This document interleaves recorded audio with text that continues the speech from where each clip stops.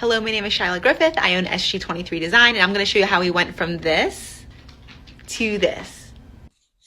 So this is the old layout for the kitchen. As you walk in from the dining room, there's a basement door to the left. There's some countertop space here, some upper cabinetry, and then in the corner here is the refrigerator. The bottom of the basement stair is here, so that allowed for some square footage in the kitchen because there's enough headroom here.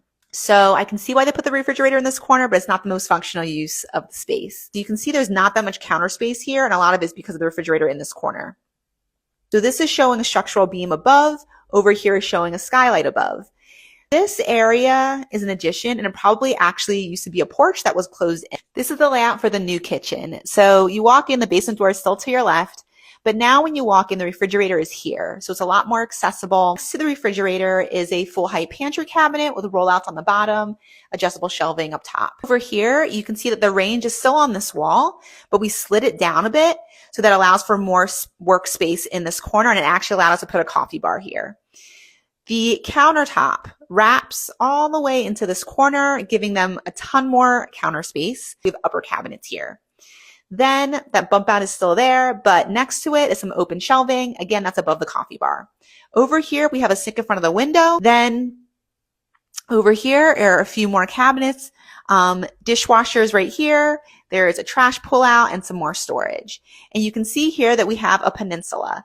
So they have a lot more counter space throughout the kitchen. They also can fit 2 counter stools here and some more open shelving over here. This is the before and after of the sink wall. So you can see in the before photo, there were upper cabinets flanking either side of the window.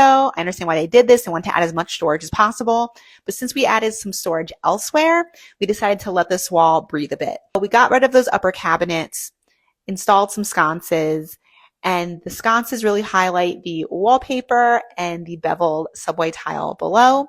And then you can see at the back of the kitchen that the back door was painted to match the cabinetry to tie everything together. This is the range wall. So you can see that in the new kitchen, this space is so much brighter. It feels larger. On the range wall in particular, they have some upper cabinetry, and the range hood, the top half is white. The bottom has a walnut trim, which ties into the open shelving and a structural beam on the other end of the kitchen.